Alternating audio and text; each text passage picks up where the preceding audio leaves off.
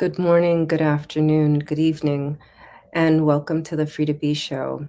This is the end of my series on motherhood, and tonight we will be discussing living in your purpose as a mother.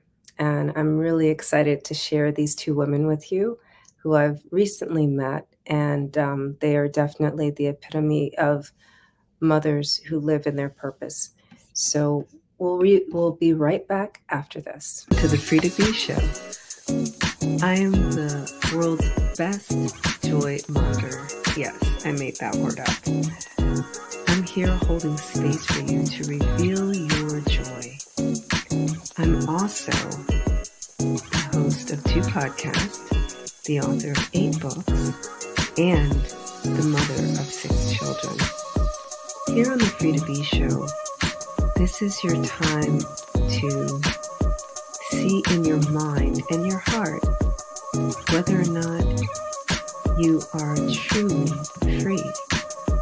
So are you free? Let's see.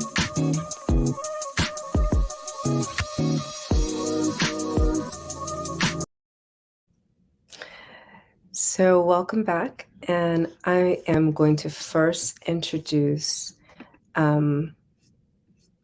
Edie Weinstein. She is a creative journalist, interviewer, licensed social worker, psychotherapist, interfaith minister, speaker, and author of The Bliss Mistress Guide to Transforming the Ordinary into the Extraordinary, and a mother, and I believe a grandmother. Welcome to the show. Thank you. Thank you. Yeah, I don't usually like comparing, but when I heard your bio, I felt like a slacker. When most people hear mine, they think, I do more in a day than they do in a week. But look at you, 8 books, 6 kids, 2 podcasts. When do you sleep, woman? Well, a lot of today I did. Good. Actually. Yeah, that's great. Thank you. Welcome. And also, I'd like to introduce Vanessa R. Brooks. She's a native of North Carolina, and she's a wife, mother, grandmother, and spiritual mentor to many. She is a professional counselor, entrepreneur, and the owner of Brooks Consulting and Training Solutions, LLC. And you'll find out so much more. Welcome to the show, Vanessa. Hello, and thank you. You're very welcome. So, I was so excited to meet you on Abundantly You with Harriet was it a month ago? I think it was exactly a month ago. Yeah. And what I thought was striking about both of you is that definitely you're women who are living in your purpose. And so, in the order that I introduce you, when did you discover what your purpose is? Oh, my goodness. Well, when I was 6 months old, my mother said I started talking, and I haven't stopped since. So I see myself as a communicator, both verbally and in writing. And I'm discovering my purpose as we go along. I don't see it as having any limits. So every time I meet new people, every time something happens in the world, my purpose expands. So kind of, I'm 63 years old. I don't think I'll ever know for sure what my entire purpose is, but I'm willing to find out. I love that. And I love that you're still open to expanding your purpose. A lot of people think that they find it and that's it. Yeah. And that there's more. And what about you, Vanessa? Kind of similar in that my mama said when I was born 2 months premature, so I've always been a disruptor, right?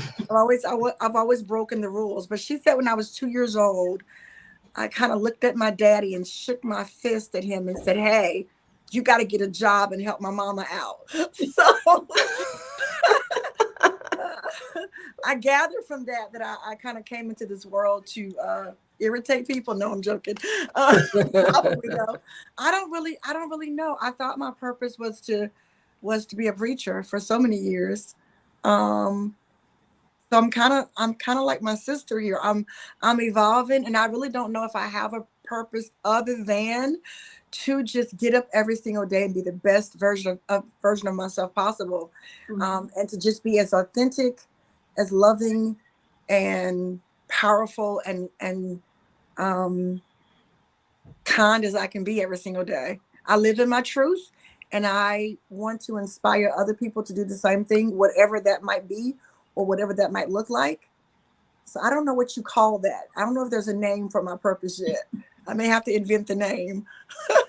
Yeah, I mean, I feel like you both have exactly said what it is, right? So, and in your case, Vanessa, I guess awaken people's souls, right? Um, because maybe your dad needed you to be born to understand what he's here for, you know? And I think that's beautiful because once you found that you weren't meant to be a minister or a preacher and you went into your spiritual counseling, you know, then you really allowed yourself to be free to do that, to awaken people's souls. Am I wrong? No, I think you're right. I'm learning to not tie myself into a label or a title as much as I possibly can, because I came from that world. When you Yeah. I don't want to get into my spiritual journey a whole lot, but I come from a world where you are forced to know what your purpose is, honey child. Oh, You I know, see. forced to have to know what it is. So I'm just learning to just be gentle with myself and say, I don't know. I don't have to call it something. Again, my purpose is just to be authentic and to be the voice, the mouthpiece of what authenticity looks like. But if you want to call that awakening people's souls, I'm fine with that. Yeah. I felt that way when I met you. Um, and for you, Edie, again, like I love the creativity that you both bring to the Mhm. energy of this. And although this is the Free to Be show and not the Unlearning Labels, they must meet at some points, Mhm. right? And the idea that your purpose has a label, let's look at that a little bit. Tell me Mhm. more when you think about that. Sure. Well, I've been creative for as long as I can remember. I used to like telling stories when I was a kid. I used to like writing. When I was very young, when I was in sixth grade, I had a wonderful teacher, Richard Surfling, who encouraged my writing. And to this day, I tell him that, you know, whenever I get a chance to let him know that he was one of the reasons. I also credit my parents because when I was little, my mother would take me to the library, my sister, for story hour. And I'd sit there on the floor looking up at what I called the library lady because I couldn't say library. And after story hour, my mother said, take home, I don't know, I took home like 4 or 5 books at a time and read them, brought them back the next week. So I was always toting a book around like it was a teddy bear. So my parents encouraged learning. And I basically learned that the sky was the limit. They told me growing up that whatever you can do to support yourself and that you like, that's the career you go for. They didn't have any particular goals. And when I was growing up in the 60s and 70s, women were either teachers, nurses, secretaries. My mother was a switchboard operator. It never occurred to me to be a therapist or a social worker until I was in high school. And I have a bachelor's degree in psychology and then an MSW, Master of Social Work, but I call it Master of Saving the World. Yeah. So that purpose was always there to do what I could, which didn't always work in my favor. I became a codependent. I definitely am in recovery, so I don't know if either of you can relate to that. People pleaser, emotional contortionist who would bend over backwards to please people, practicing savior behavior, that kind of thing. So I need to yep. So I need to maintain those boundaries. And I find creative ways to do that. I've learned to be diplomatic. If I'm giving somebody information that they really don't want to hear, I try to put myself in their position. What would I want to hear if I was doing what somebody else was doing that could have been a problem for someone? So creativity spills into every area of my life. If you were to look around the room that I'm in now, I've got, I don't know, you can't see it this wrong way, but I've got a colorful tapestry here. I've got an Om sign. I've got some Buddhas. I've got a dancing Shiva. I've got, my garden outside here. My house I've got Tibetan prayer flags over there, like all different kinds of spiritual icons. So I'm surrounded with color. And that to me infuses me with creativity. If I'm drenched in color everywhere, in every room in my house. That's a good point, to literally create your environment so that you can create your day every day in your life the way you Yeah. desire. Look, I heard you shaking your head over there, Vanessa. So Yeah, the first time I heard that I was a codependent person was through my therapist after I left the church. Tried so hard in the session because I never saw myself in that way. We try to see ourselves in such a perfect way. But yeah, I was a pastor for 15 years, and I was a social worker as well. So I've always been in the helping profession my entire life. I worked for the social services um, agency, and then I was a pastor. So that's all I know, and I did it for so long. The codependency piece, I operated in that space for so long that it became normal, and I didn't know that it was a problem. I knew that my relationships were dysfunctional. I knew that my relationships were toxic. I knew that they rarely ever worked, but I couldn't understand why. Um, when you become a pastor with my mindset, who already had daddy issues, who already had self-esteem issues, and then you turn around and you become a pastor, a caregiver, and you haven't dealt with your own vacancies and your own deficiencies and your own voids, you do become Jesus to people.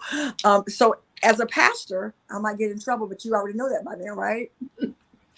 no one gets in trouble on the Free to Be show. That's the whole Okay. point. Okay, good. So even though I thought I was leading people to Jesus of Nazareth, I found out that I was leading them to the Jesus that I was for them. I was their savior. I was their God. And so I created a life where I got totally lost in my identity and my authenticity. So that's why for me it's really important that I don't latch on to any particular label, because in therapy I'm having to break free of that, because I really am trying to find myself at the age of 52. I'm on a hunt to find me. And I know we're going to talk about at some point mothering. But I've even had to have that kind of conversation with my children where I've had to apologize. I think I was a decent mother, but my children did not always come first. My church did. Pastoring those people did. Taking care of my clients as a social worker did.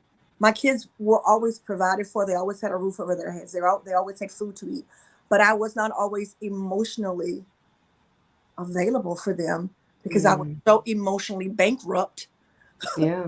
Because I overspent my emotional currency with everybody else, trying to keep everybody else satisfied and happy. Y'all have no idea. I walked around solving everybody else's problems and neglected my own, and neglected providing the care and nurture to the level that I would have liked to, now that I'm more aware with my own children. So anyway, that's a very long answer to a short question. No, Yeah. that is a very accurate answer. And did you want to say something, Yeah, I Edie? was going to say that probably every mother I know thinks, they're on the opposite ends of the spectrum. They're either the worst mother in the world, or they think they should be Mother of the Year.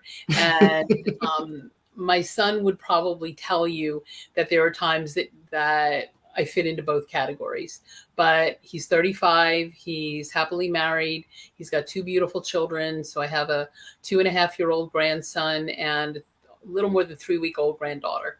Aw. So part of my purpose is to help create a better world for those kiddos, not just mine, but yours and their, their children and so on and so on. So that's part of my codependency, my savior behavior, that I'm just delusional enough to think that I can fix all the broken problems in the world.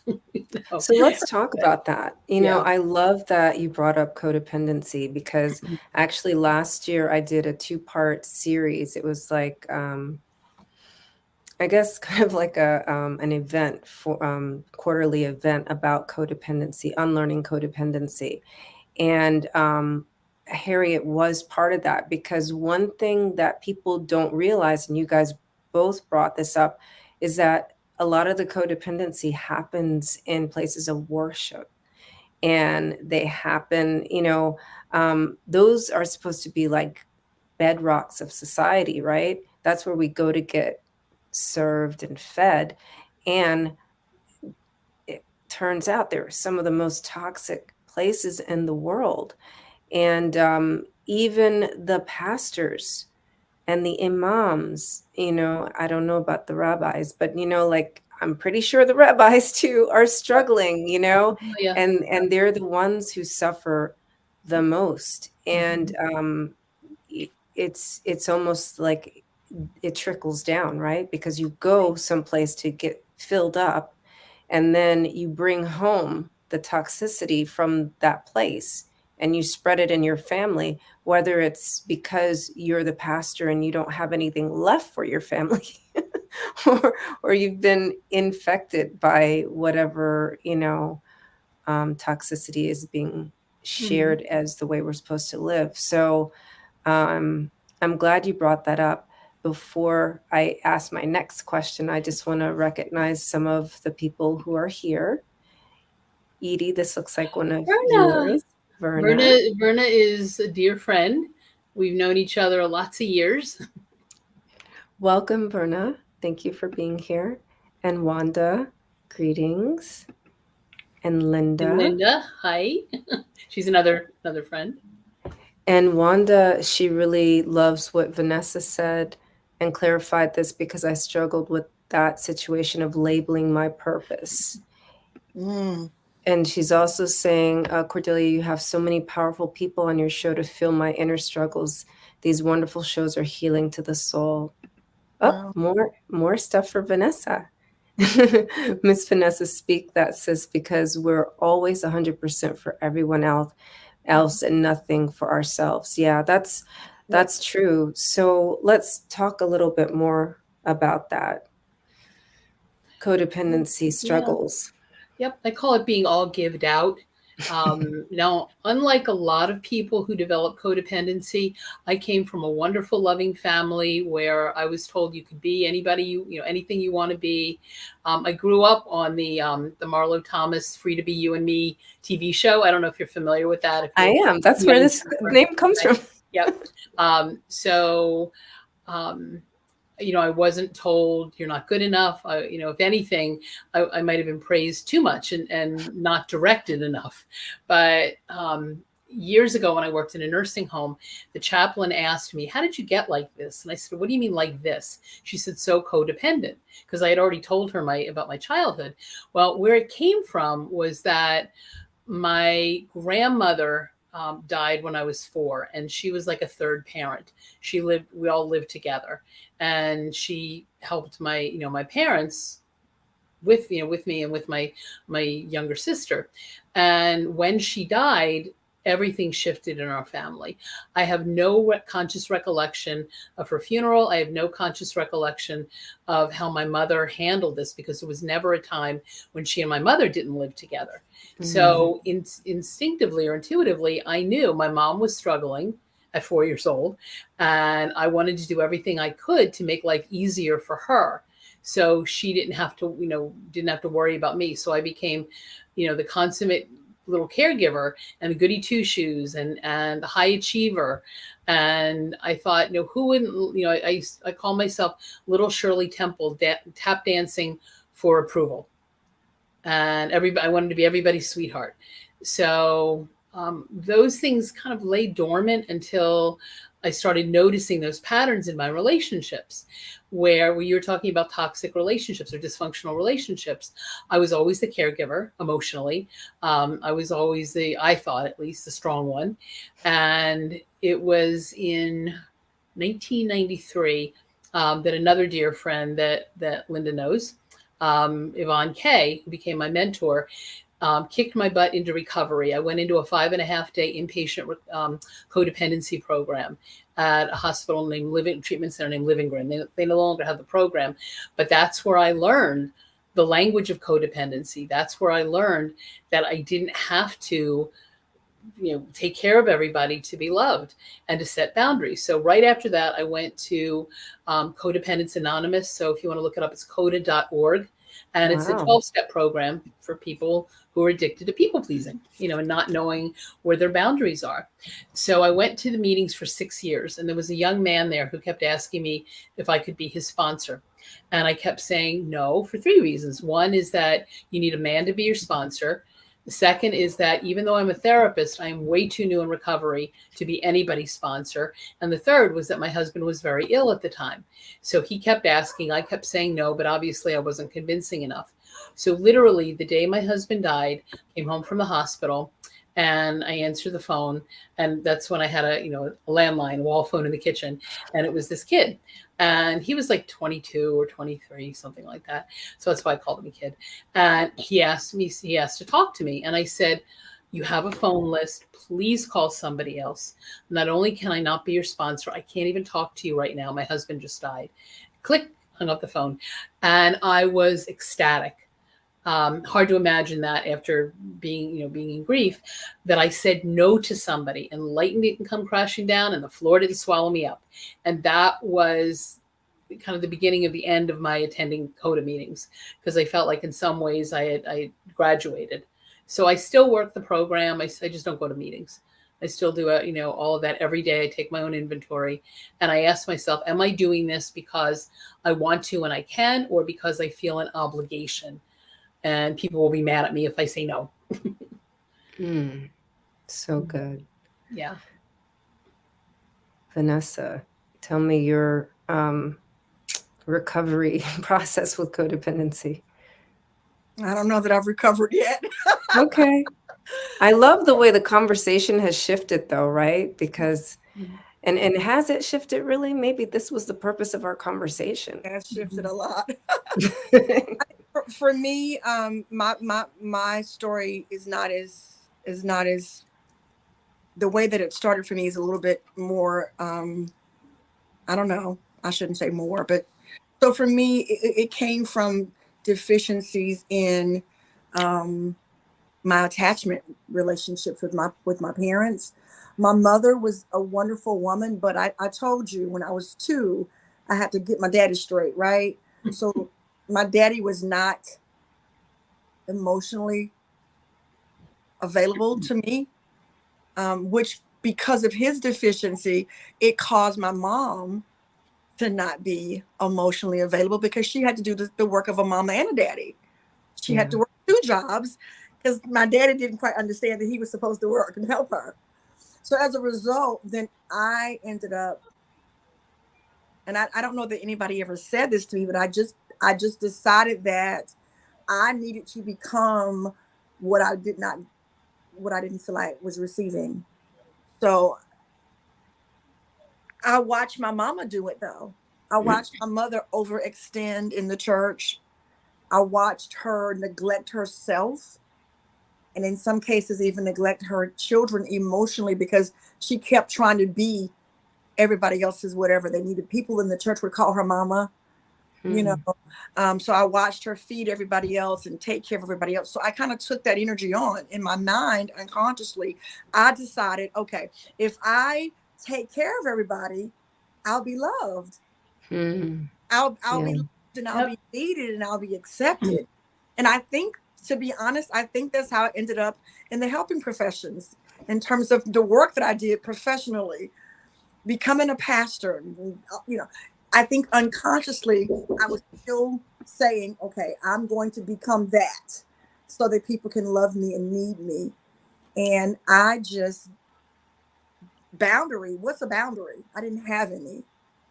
But what I found over and over again was that these people, and I don't blame them, but these people, it was very easy for them to turn around and hurt me, to walk away, to end the relationship without even telling me why.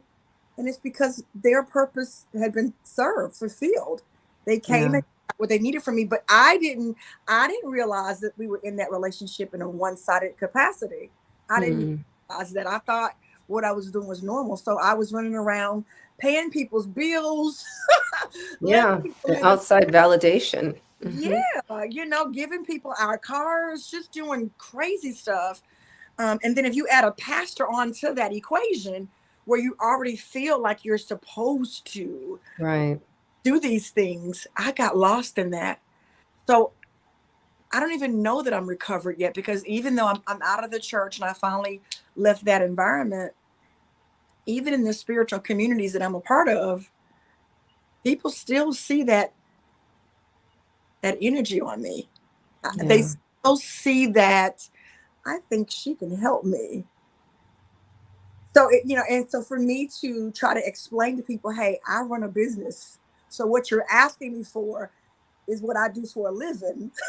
Mm-hmm. And people get offended at that, and they feel bothered by that, and they think I should help them for free. And there are days that I say to myself, okay, I'm going to help them for free. I'll just have a class for free, or I'll just go on Facebook Live and I'll just talk about the very thing that they really should be paying me for. So that's why I say I'm still kind of in recovery mode. There's Hmm. still a part of me that feels like if I tell this person no, I did good, because I just had to respond to someone who wanted me on their show. They wanted to interview me, but I didn't feel in alignment to the interviewer. Mm-hmm. And Yeah. today I found the strength to email them back and say, because everybody wants to talk to me now because of life after church on Hmm. TikTok. I'm blowing up over there, and my story is intriguing.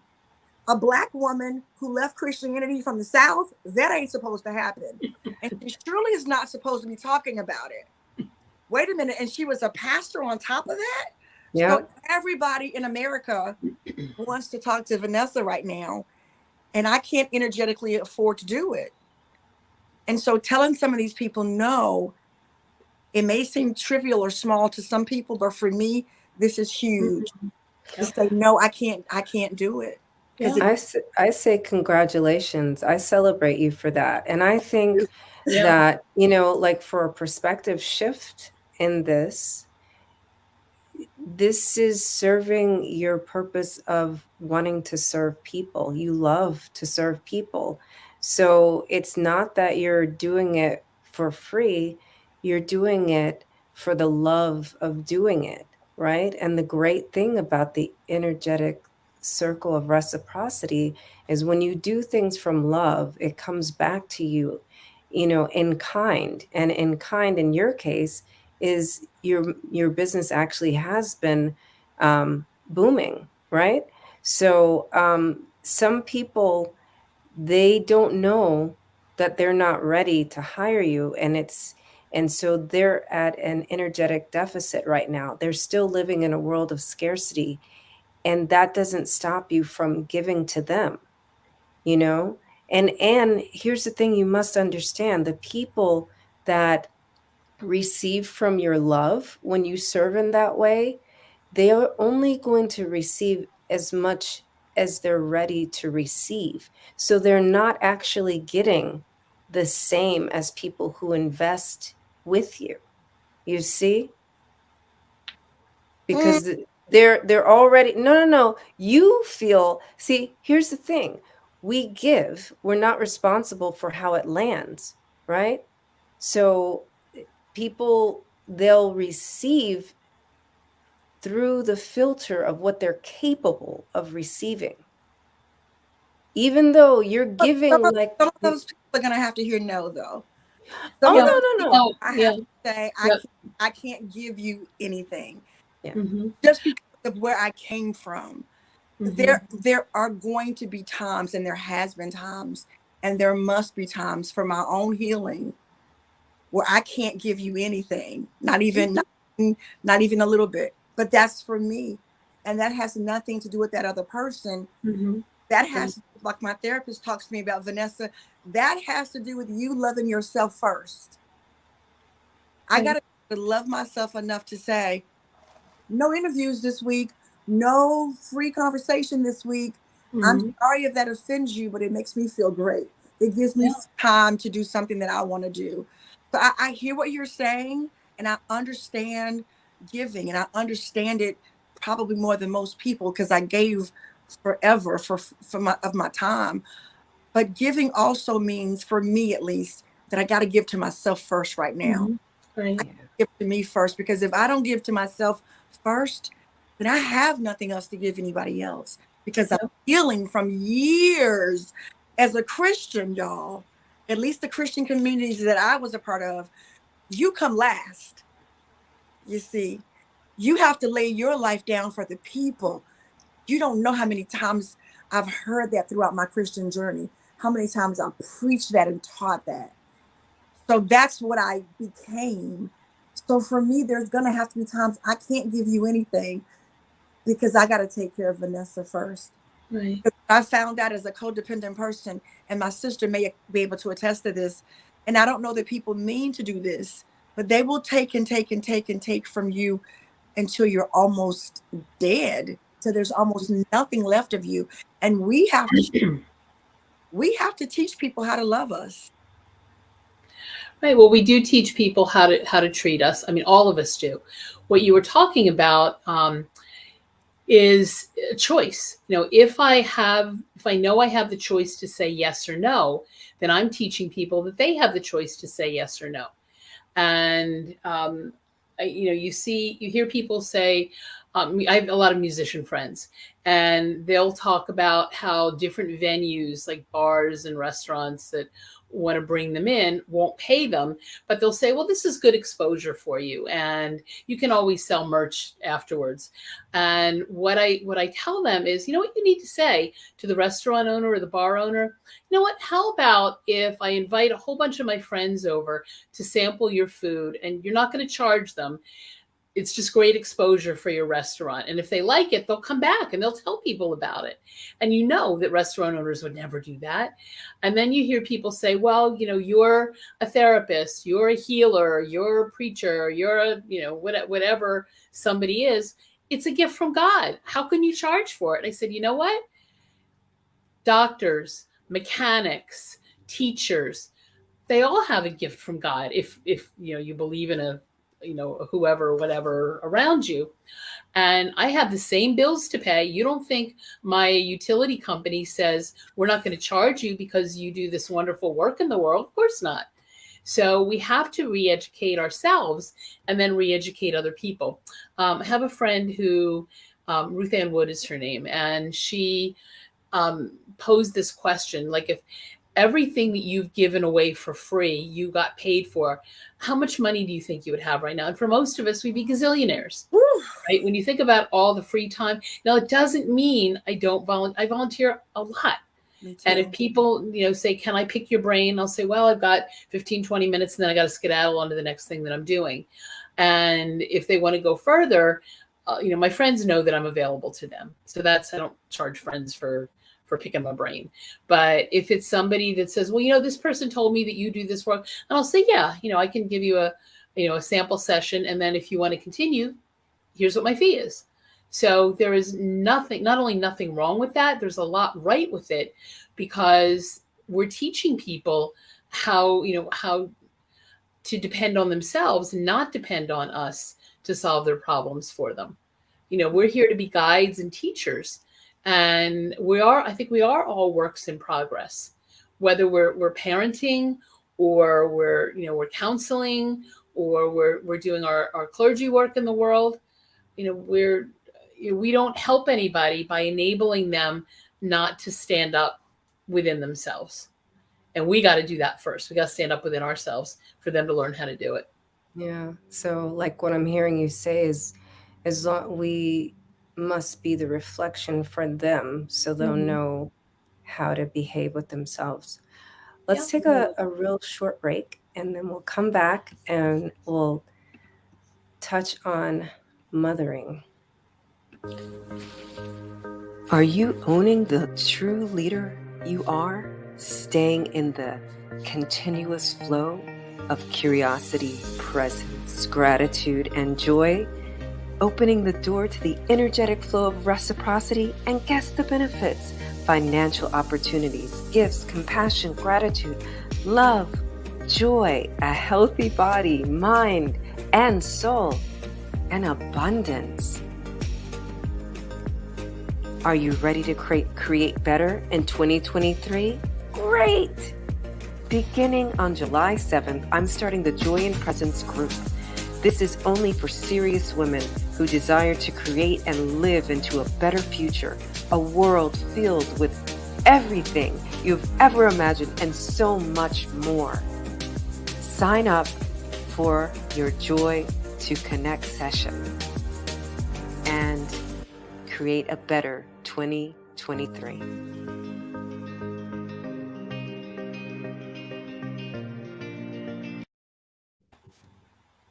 And we're back. So Those are beautiful images of you. Who's that dancing person with the wild woman? That is my alter ego. Oh, that's you without. I know. I was thinking, is that one of your daughters? That's you. Oh, she my does goodness. kind of look like one of my daughters. No, Yeah. that's not me. That's not anyone I know, actually. That's a Oh, stock okay. video, but but I did choose her because she is my alter ego. I do dance like that. Excellent.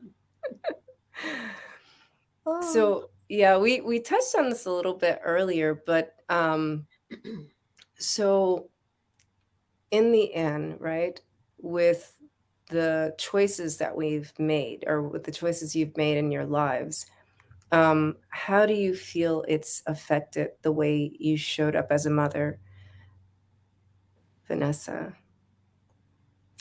My kids say that I was a great mom. I think I was an okay mom, but again, if I could turn back the hands of time and do things differently, obviously I would. I feel like my children are doing okay, but I also feel like there were conversations that I missed out on because of my religious beliefs. I feel like there were opportunities that my children um, possibly didn't have because of my religious beliefs. I feel like there's um, a level of bonding that my children and I didn't have because of my religion. So and I know people always tell me not to be regretful, but that's that human part of us. I regret it. I regret that I chose Jesus over my children. I regret that I chose my faith over my children. I regret that I tried to teach some of those values to my children. What I do love and appreciate is my children's ability to rebel against me about some of that stuff. See, it all worked out. Mm-hmm. And so there's your opening for self-forgiveness. Yeah, they have to forgive because they did not latch on to religion the way that I did, because they saw what it was doing to their mama, and they was like, hell no, I don't want that. So they're making it easier for me to forgive myself because they are not holding me liable for any of it. So in that regard, it's easier for me to forgive myself. But I'm gonna be honest, I am having to do some self-forgiveness work in the area of parenting. I just don't feel like I was as emotionally present for my children as I wish I could have been. I don't feel like I was present enough in their decision making as it pertains to who they would become as adults. They found their way, and I'm grateful for that. But I do regret that I was not as present with my children as I would have liked to have been. But I'm making up for that now. And and and may I just offer something to you? Sure, sure. You were meant to be the mother you were so your kids could be who they are. Yeah, And there's nothing to be made up except for you to stop judging yourself. yeah. Easier said than done some I days. know, I know. I'm just, Yeah. India, offering But it, that to you're, consider. you're, you're but absolutely that's right. the gift too, is having our kids know that we wish we could have some do-overs. There's certainly things that I wish I had done differently. I was a single parent from the time my son was 11. Um, he came into our lives when he was 5. We adopted him when he was almost 5, and for those 6 years in between, my husband was ill, and when he died, I totally disavow the idea that you can be both mother and father when you're a single parent. I didn't know how to be a father. So what I did was that I tapped into my team of platonic friends, platonic male friends, to be my son's mentors. And one of them was his action movie buddy. One of them helped him build things. Another one, a dear friend Phil, became his unofficial big brother and then a surrogate father. And Phil had been ill for a lot of years as well, and he was going to walk Adam down the aisle with me when he got married in 2017, but he died a week prior. He had a cardiac condition. So Phil's wife Janet and I walked Adam down the aisle, but he's very present still in our lives. My grandson's name is Dean Michael, was my husband's name, Philip. So Dean Michael Philip Moser. And he I say that we survived his adolescence barely. We butted heads a fair amount. I'm his weird hippie mom. And, I think I embarrass him even now. And when he was 14, he says, "Mom, I'm an undercover angel sent to teach you patience." And I said, "I thought you don't believe in angels." He says, "Yeah, but you do." So I figured out that I'm a lifelong learner because he's still teaching, and the roles have reversed. As I'm getting older, he's checking up on me. Are you doing okay? Because I've got COPD. So I have difficulty breathing sometimes. Are you okay? You're huffing and puffing while you're pushing the baby stroller. And I said, "Honey, I need to push the stroller for support for me." no. Um, so I remember the role reversal when my parents got older, that I took care of them. Now, I am not ready for him to take care of me the way I took care of my parents. They were in their 80s. So um, the people that know us think I did a pretty decent job, and I'm very proud of the man that he's become, and the husband he's become, and the father that he's become. So we're still on the journey together. Mm-hmm. Yeah. Yeah, and I'm hearing, that in your hippie momminess, you left, the door swinging, and Mm-hmm. but at the same time, um you feel at peace with that. You Mm-hmm. know, I feel like, just like you said, our children are our teachers, you know. Mm-hmm. Um, I look at you two and I'm thinking, look at that. They're smart because they only needed one kid.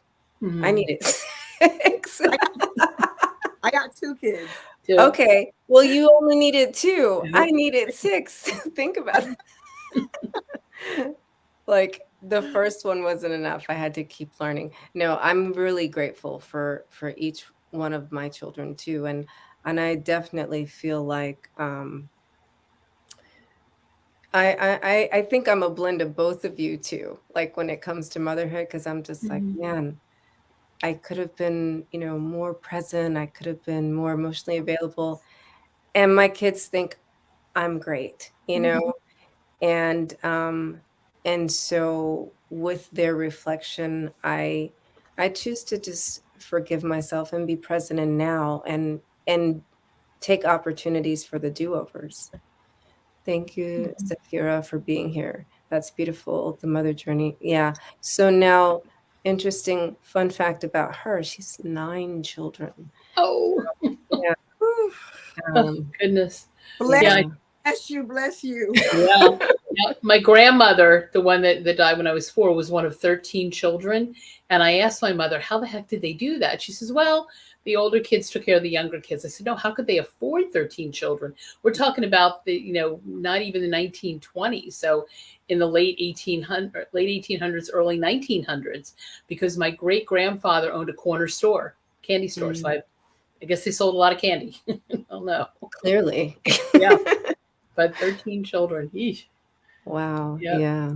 Yeah. So I love the direction that our conversation's gone in. I really think that our whole conversation was all about purpose and the peaks and valleys of the journey of motherhood in that, and even the purpose in becoming a mother while you're finding yourself and understanding what it is that you believe, what is your faith, and navigating that whole spiritual world.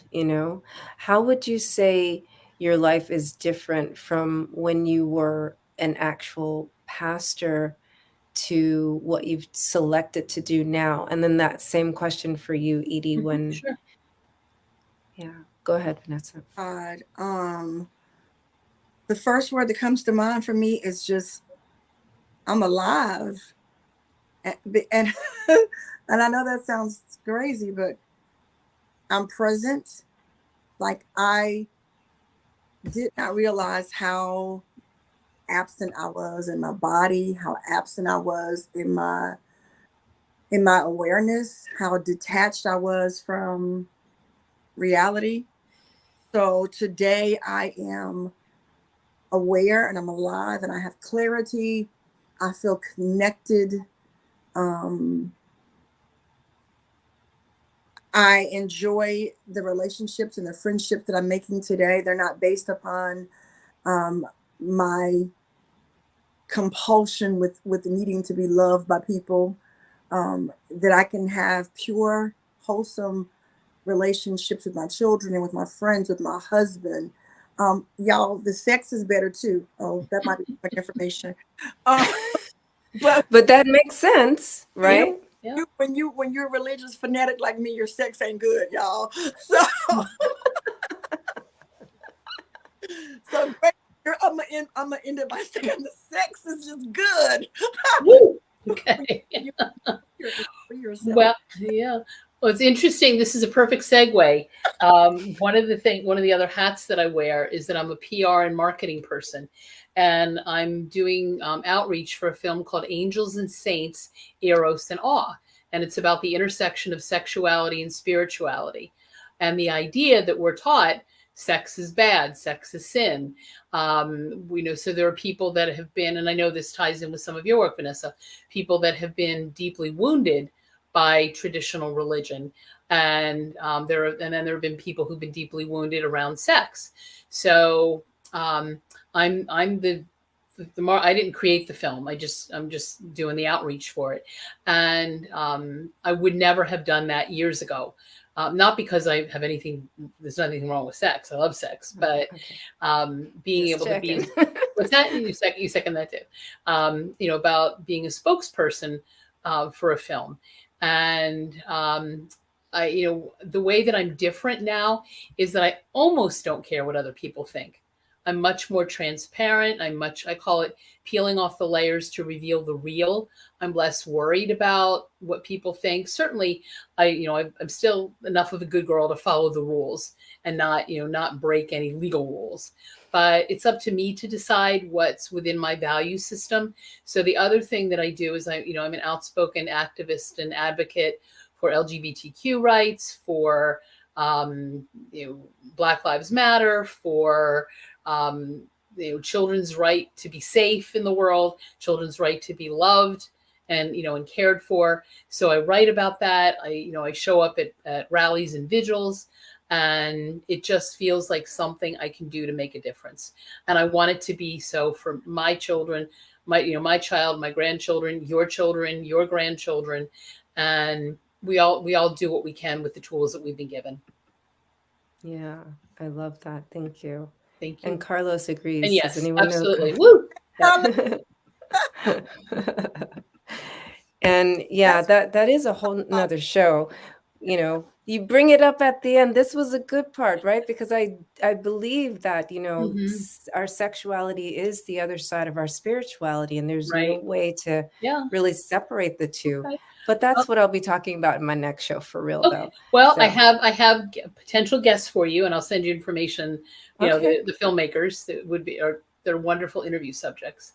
okay. So I'll send you the information. Yeah, I would love that. Yeah, my next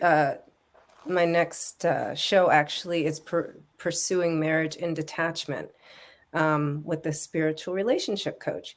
So that's how I'm ending the season, talking about love and detachment. But Excellent. we'll definitely talk about sex, because I'll send you information. that's what's up in marriage, right?